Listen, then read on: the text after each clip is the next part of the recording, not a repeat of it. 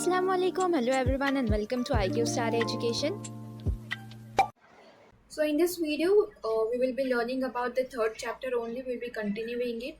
This will be the part 2 of the video. Part 1 जो है वो मैं आपको उसकी लिंक डिस्क्रिप्शन बॉक्स में दे दूँगी along with all the playlists that are going on for the Science 1 and Science 2 की जो playlist है जो कि 10 स्टैंडर्ड से रिलेटेड है, बहुत ही ज़्यादा आपके लिए हेल्पफुल हो गई. So you can go and check them out. मैं आपको उसकी लिंक डिस्क्रिप्शन बॉक्स में दे दूँगी.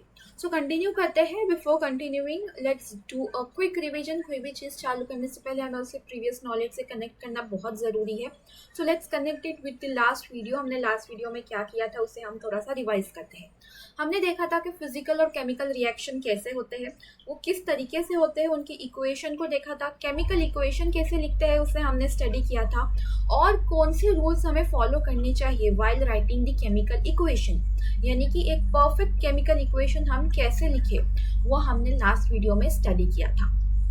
अब इस वीडियो की शुरुआत हम इस टॉपिक से करेंगे, that is law of conservation of mass. बहुत ही ज़्यादा इजी टॉपिक है, एक मास से रिलेटेड है. As you can see over here the name itself says the meaning. Mass से कनेक्टेड है. वो कनेक्टेड कैसे है उसके लिए हमें एक एक्सपेरिमेंट करना पड़ेगा. एक छोटा सा ही एक्सपेरिमेंट है, तो हम उसे देखते हैं. पहले वो एक्सपेरिमेंट है क्या. हमने यहाँ पे क्या लिया है, कोनिकल फ्लास्क ली है. उस कोनिकल फ्लास्क में हमने एक ब्लू कलर का सोल्यूशन डाला है जो कि है AgNO3. क्या है, AgNO3 है, यानी कि silver nitrate. Ag for silver and NO3 for nitrate. क्या है, सिल्वर नाइट्रेट है. अब उस सिल्वर नाइट्रेट में हमने एक टेस्ट ट्यूब रख दी, और टेस्ट ट्यूब में हमने क्या भरा है, NaCl भरा है. क्या भरा है, NaCl. तो यहाँ पे टेस्ट ट्यूब ली है. टेस्ट ट्यूब में हमने NaCl भर के उसको फ्लास्क में वैसे के वैसे रख दिया है, और ऊपर से हमने उसे क्लोज कर दिया है. अब ये था रिएक्शन होने के पहले, यानी कि ये है रिएक्टेंट्स. अब उनको हम मेजर करेंगे. मेजर करने पर हमें समझो एक एक्स अमाउंट ऑफ ग्राम्स या जो भी है, हमें उसका वेट मिल गया, एक्स अमाउंट ऑफ उसका मास का वेट मिल गया. अब हम उसको क्या करेंगे, अल्टी पल्टी करेंगे, यानी कि उसे मिक्स करेंगे. यहाँ पे हमने उसे मिक्स कर दिया, और मिक्स करने पर हमें उसकी रिएक्शन पता चलेगी. मिक्स करने पर हमें यहाँ पे क्या मिला, एक टेस्ट ट्यूब सेम जैसी थी वैसी, और उसमें का जो प्रोडक्ट है, जो भी प्रोडक्ट है वो हमें मिला. और उससे हमने क्या किया, हमने उसे मेजर किया. अब मेजर करने पर हमें जो यहाँ पे x मिला था वेट, सेम वही वेट हमें यहीं पर भी मिला. सेम वही वेट हमें यहाँ पर भी मिला. तो इस यहाँ पे रिएक्शन कैसी हुई है मैं आपको बता दूं. यहाँ पे हमने क्या लिया था, NaCl लिया था. यहाँ पे हमने NaCl लिया था टेस्ट ट्यूब में, यानी कि एक्वियस सॉल्यूशन में. फिर AgNO3 लिया, यानी कि एक्वियस सॉल्यूशन में. और फिर जब हमने उसे मिक्स किया तो रिएक्शन कैसी हुई, हमें क्या मिला, AgCl मिला अलॉन्ग विद दी NaNO3 मिला, जो भी क्या था, एक्वियस मीडियम में था. तो यहाँ पे कुछ इस तरीके से रिएक्शन हुई. बट रिएक्शन करने के बाद भी क्या था, उसका वेट कितना था, सेम ही था. और यही हमारा आज का मुद्दा है इस टॉपिक का, कि हमने क्या इससे सीखा कि that law of conservation of mass states that mass can not be created nor be destroyed in a chemical reaction. Chemical reaction में ना मास की फॉर्म हो सकती है, क्रिएट नहीं हो सकती, या डिस्ट्रॉय नहीं हो सकती, यानी कम नहीं हो सकती, ज्यादा नहीं हो सकती. जो है वही सेम रहती है. So that can we say that the reactant mass is equals to the product mass. Can we say this statement that the reactant mass is equal to the product mass? Yes, because ना mass produce हो रहा है ना destroy हो रहा है, यानी कि जो mass reactant में है वही mass product में है. और यही है law of conservation of mass, that mass cannot be created nor be destroyed in a chemical reaction. अब आते हैं हमारे सेकेंड टॉपिक पे, जो कि है बैलेंसिंग केमिकल इक्वेशन. बहुत ही ज़्यादा इंटरेस्टिंग टॉपिक है. इससे रिलेटेड आपको क्या क्वेश्चन आता है पेपर में, बस 1 या 2 मार्क्स के लिए आपको क्वेश्चन पूछा जाएगा. उसमें आपको बोला जाएगा just balance this chemical equation. क्या बोलेंगे, बैलेंस करने बोलेंगे. अब बैलेंस करते कैसे है केमिकल रिएक्शन को. हमने केमिकल रिएक्शन देख ली, कैसे केमिकल रिएक्शन होते हैं एंड किस तरीके से उन्हें लिखा जाता है. अब और एक रूल है केमिकल रिएक्शन का कि उसे बैलेंस करना बहुत ज़रूरी है. बैलेंस मीन्स व्हाट, यानी कि जो भी रिएक्टेंट में है वही प्रोडक्ट में होना चाहिए सेम। यानी कि रिएक्टेंट में अगर हाइड्रोजन 2 है तो प्रोडक्ट में भी हाइड्रोजन 2 ही होने चाहिए। अगर ऑक्सीजन 1 है तो प्रोडक्ट में भी ऑक्सीजन 1 ही होना चाहिए। तो इस तरह से हमें बैलेंस करना है। अब वो बैलेंस कैसे करते हैं उसकी एक सीक्वेंस आती है। कैसे सीक्वेंस आती है कि बैलेंसिंग करने के दौरान हमें सबसे पहले मेटल्स को बैलेंस करना है। क्या करना है? मेटल्स को बैलेंस करना है। फिर हमें नॉन मेटल्स को बैलेंस करना है, फिर ऑक्सीजन को और फिर हाइड्रोजन को। तो इस तरीके से हमें क्या करना है? केमिकल रिएक्शन को पूरी तरीके से बैलेंस करना है। अगर हम एक एग्जाम्पल देखें तो N2 plus H2 gives NH3। क्या है यहाँ पे? N2 plus H2 which gives NH3। ये है रिएक्टेंट और ये है प्रोडक्ट। तो जब हम रिएक्टेंट में देखें तो नाइट्रोजन कितना है? 2 है। यहाँ पे नाइट्रोजन एक ही है। रिएक्टेंट में हाइड्रोजन कितने हैं? 2 है। बट यहाँ पे प्रोडक्ट में हाइड्रोजन कितने हैं? 3 है। तो क्या हम बोलेंगे ये केमिकल इक्वेशन अनबैलेंस्ड है? क्या हम बोल सकते हैं ये केमिकल इक्वेशन अनबैलेंस है? Yes, it is unbalance. तो हमें अभी इसे बैलेंस करना है। तो उसके लिए हमें क्या करना पड़ेगा हम मैं बताती हूँ। एक ऐसा टेबल बना देंगे। ये टेबल आपको बनाने के लिए नहीं है एग्जाम में, ये सिर्फ अंडरस्टैंडिंग के लिए है। प्रैक्टिस आपको जब हो जाएगी तब आपको डायरेक्टली उसे बैलेंस करना आना चाहिए। एग्जाम में आपको ऐसा टेबल नहीं बनाना है, ये जस्ट आपके अंडरस्टैंडिंग के लिए है। आपको जब तक प्रैक्टिस होती है आप ऐसा टेबल बना सकते हैं। यहाँ पे हमने ले लिया है एक केमिकल इक्वेशन। कौन सा केमिकल रिएक्शन लेते हैं हम? यहाँ पे एक ये वाला लेते हैं। चलो, AgNO3 जो लास्ट स्लाइड में हमने देखा था, प्लस NaCl में ऐड किया था और हमें क्या मिला था? AgCl और NaNO3। कुछ इस तरीके से हमें प्रोडक्ट मिला था। अब यहाँ पे सबसे पहले क्या था रूल? हमें पहले मेटल्स को ये करना है। मेटल्स क्या है यहाँ पे? Ag है यानी कि सिल्वर, फिर सोडियम आ जाता है नॉन मेटल्स में, फिर यहाँ पे नाइट्रोजन आ गया, फिर क्लोरीन आ गया और फिर ऑक्सीजन आ गया। इस तरीके से हमें उसे बैलेंस करना है।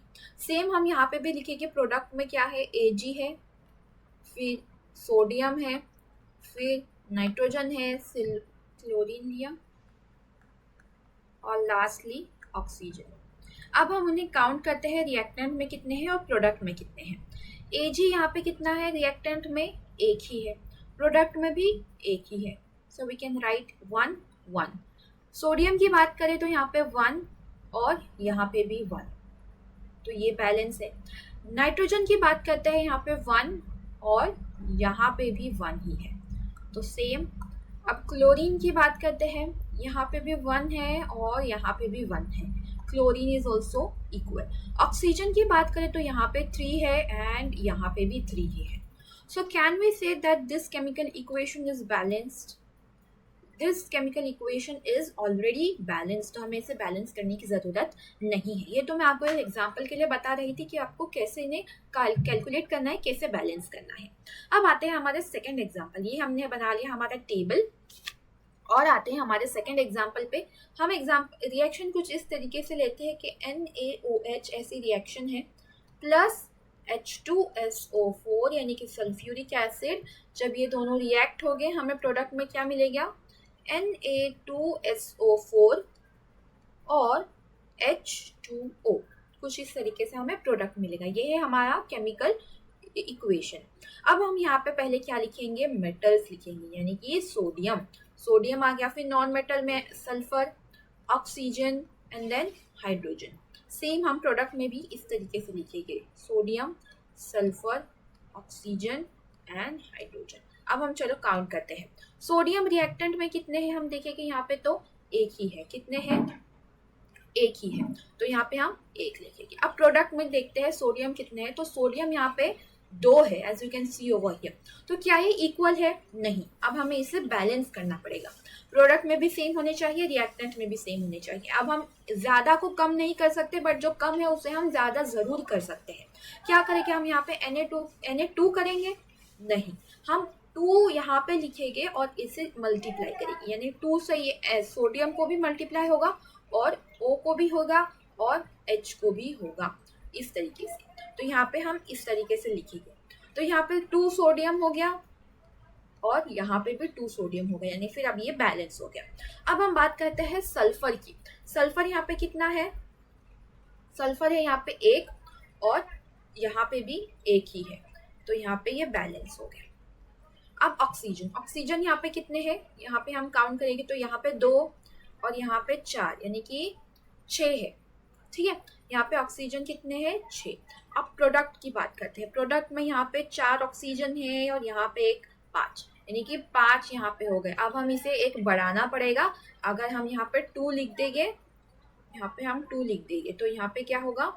2 ऑक्सीजन हो जाएगा, यानी कि यहाँ पे हमें 6 मिल जाएंगे, तो बैलेंस हो गया। अब उसी तरह से हाइड्रोजन को भी काउंट करेंगे। हाइड्रोजन यहाँ पे 2 हो गया, यहाँ पे 3 4, यानी कि हाइड्रोजन कहाँ कितने हैं? यहाँ पे 4 है। और यहाँ पे प्रोडक्ट में हाइड्रोजन है कितने हैं? 2 2, यहाँ पे भी 4 हो गए। तो यहाँ पे हम we can say now this is balanced. ये क्या हो गया? अभी बैलेंस हो गया। हमने क्या किया? यहाँ पे 2 ऐड किया और यहाँ पे 2 ऐड किया। तो अब आपको समझ गया होगा कि हाँ, अगर हम नंबर्स को ऐड करें हम कैसे इक्वल कर सकते हैं, हम कैसे चीज़ों को काउंट कर सकते हैं और कैसे उन्हें रिएक्टेंट और प्रोडक्ट को इक्वल नंबर में, इक्वल क्वांटिटी में बैलेंस कर सकते हैं। So that was about the balancing. आपको ये बस 1 से 2 मार्क्स के लिए आ सकता है, इतनी टेंशन लेने की ज़रूरत नहीं है। अब बात करते हैं हम टाइप्स ऑफ रिएक्शन की। टाइप्स ऑफ रिएक्शन बहुत ज़्यादा इंपॉर्टेंट टॉपिक है और बहुत इजी भी है। मैं आपको बता दूं, ये पेपर में ज़्यादा मार्क्स के लिए ही आएगा, आ सकता है जैसे कि 5 या फिर 3। तो उसमें आपको क्या करना है? आपको 3 चीज़ें लिखनी है। पहले तो उन टाइप्स के नेम्स तो आने ही चाहिए। फिर अलॉन्ग विथ इट्स डेफिनेशन आपको लिखनी है, डिफाइन करना है। And the third thing is that आपको उसका एक एग्जाम्पल देना है, एक एग्जाम्पल देने हैं। ये 3 चीज़ें आपको पेपर में लिखनी ही है to get the full marks. अब पहला है कॉम्बिनेशन रिएक्शन। कॉम्बिनेशन रिएक्शन किसे कहते हैं? तो हम उसका पहले एक जनरल इक्वेशन देख लेते हैं कि केमिकल रिएक्शन होती कैसी है। यहाँ पे हमने 3 रिएक्टेंट ले लिए A B C, उन्हें रिएक्ट करके बना लिया हमने D, यानी कि हम यहाँ पे कह सकते हैं that we took 2 or more reactant when they react together, when they combine together to form a single product। क्या है यहाँ पे? सिंगल प्रोडक्ट है। तो उसकी डेफिनेशन यही बनती है when 2 or more reactant combine together, इसीलिए कॉम्बिनेशन रिएक्शन है। when they combine together to form the single product, it is known as the combination reaction। अब उसका एक एग्जाम्पल आपको लिखना ही है, इसीलिए एग्जाम्पल आपको याद रखना ही पड़ेगा, कोई और ऑप्शन नहीं है। यहाँ पे हमने लिया Mg magnesium plus oxygen O2 gas में, which gives us MgO solid में।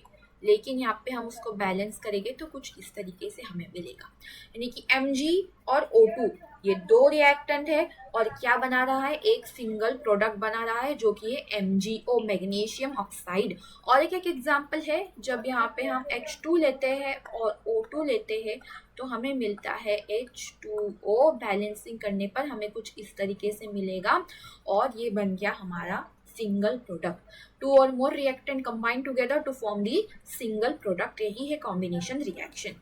अब सेकेंड टाइप पे आते हैं हम। सेकेंड टाइप है हमारा एक्सोथर्मिक रिएक्शन। अब एक्सोथर्मिक रिएक्शन किसे बोलेंगे? सबसे पहले हम उसका जनरल एक इक्वेशन देख लेंगे। जनरल इक्वेशन दैट मीन्स उसका एक एग्जाम्पल ही देख लेंगे, इसका कोई जनरल इक्वेशन वगैरह नहीं है। उसके लिए हमने क्या लिया? एक बीकर ले लिया। अब बीकर में हमने कुछ भरा, क्या भरा वो देखते हैं। हमने बीकर में क्या भरा? वाटर भरा। क्या? H2O भरा। H2O में हमने CaO डाल दिया। CaO is nothing but the quick lime. क्या बोलते हैं इसे? क्विक लाइम बोलते हैं। ये मैं आपको शॉर्ट फॉर्म में लिख देती हूँ, क्विक लाइम।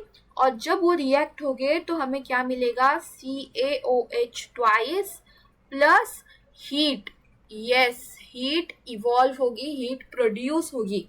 तो जिस रिएक्शन में हीट प्रोड्यूस होती है, जिस भी रिएक्शन में हीट प्रोड्यूस्ड होती है उस रिएक्शन को एक्सोथर्मिक रिएक्शन बोलते हैं। एक्सो मीन्स एक्सो मीन्स बाहर निकलना, एक्सो मीन्स बाहर निकलना, और thermic means heat, thermic means heat. तो हीट जब बाहर निकलती है तो हीट प्रोड्यूस होती है, उस रिएक्शन को एक्सोथर्मिक रिएक्शन बोलेंगे। So that is nothing but the exothermic reaction. अब आते हैं हम डीकम्पोजिशन रिएक्शन पे। डीकम्पोजिशन रिएक्शन बहुत ही ज़्यादा सिंपल है। अपन ने जो कॉम्बिनेशन रिएक्शन को स्टडी किया था उसके पूरा अपोजिट है। कॉम्बिनेशन रिएक्शन में 2 से ज़्यादा रिएक्टेंट थे to form the single product, but यहाँ पे क्या है, एक सिंगल रिएक्टेंट है जो कि मल्टीपल प्रोडक्ट्स बना रहा है। क्या है, एक सिंगल रिएक्टेंट है, सिंगल रिएक्टेंट है, it is combined together, the single reactant will react and then it forms the two or more product is formed from the single reactant, it is known as the decomposition reaction। उसका एक example देख लेते हैं। Example में है C12H22O11। अब ये क्या है, ये शुगर है, ये एक शुगर का फॉर्मूला है, ये शुगर का केमिकल फॉर्मूला है। अब जब ये इसे हीट मिलती है, जब इसे हीट मिलती है तो क्या मिलता है, हमें कार्बन मिलता है यानी कि C, और H2O मिलता है गैस में। तो यहाँ पे जब हम बैलेंस करेंगे तो वो कुछ इस तरीके से होगा, 12 कार्बन एंड 11 H2O गैस में, यानी कि वो इवॉल्व हो जाएगा, जो भी वाटर प्रोड्यूस होगा वो इवॉल्व हो जाएगा। तो ये है हमारी रिएक्शन। जब शुगर को हीट देते हैं तो वो क्या बनता है, कार्बन बनता है और वाटर में कन्वर्जन होता है। अब जिस रिएक्शन को हम हीट प्रोवाइड करते हैं, जिस रिएक्शन को हम खुद हीट देते हैं so that it can be fast, reaction fast हो जाए, तो उस रिएक्शन को हम बोलेंगे endothermic reaction. Endothermic, endo means देना, अंदर, और thermic means of course heat. तो हीट देते हैं हम किसी भी रिएक्शन को तो एंडोथर्मिक, और हीट अगर प्रोड्यूस हो रही है, इवॉल्व हो रही है तो एक्सोथर्मिक। तो ये थे डीकम्पोजिशन रिएक्शन और एक्सोथर्मिक रिएक्शन। अब हमारी जो लास्ट वाली रिएक्शन है, फोर्थ रिएक्शन है, वो है डिस्प्लेसमेंट रिएक्शन। अब डिस्प्लेसमेंट रिएक्शन है क्या, इसका एक जनरल फॉर्मूला देख लेते हैं। A plus BC on reacting they together they gives us AC and B as the product। कैसे वो हम देखते हैं। A जो है एलिमेंट वो मोर रिएक्टिव है, क्या है, मोर रिएक्टिव, और B जो है वो लेस रिएक्टिव है, इट इज लेस रिएक्टिव। अब A जो है वो B की जगह ले लेगा, क्या ले लेगा, A जो है वो B की जगह ले लेगा और C के साथ आ जाएगा, यानी AC बनाएगा और B अलग हो जाएगा। तो हम क्या कह सकते हैं इस डेफिनेशन को, when more reactive element displaces less reactive element it is known as the displacement reaction. More reactive element less reactive element की जगह ले लेता है तो उसे डिस्प्लेसमेंट रिएक्शन कहते हैं। अब आते हैं इसके एग्जाम्पल पे। एग्जाम्पल में क्या है, हमने एग्जाम्पल में क्या लिया है, एक यहाँ पे हमने टेस्ट ट्यूब ली है। टेस्ट ट्यूब में क्या है, ये CuSO4 क्या है, कॉपर सल्फेट है ये टेस्ट ट्यूब में। अब कॉपर सल्फेट में हम आयरन नील डाल देंगे, यानी कि आयरन डाल देंगे, तो उसका रिएक्शन कैसे होगा, यानी कि जब यहाँ पे आयरन जो कि सॉलिड में है क्या करेगी, CuSO4 एक्वियस सॉल्यूशन, वो दोनों जब रिएक्ट करेंगी तो क्या बनाएंगे, FeSO4 प्लस Cu, कुछ इस तरीके से।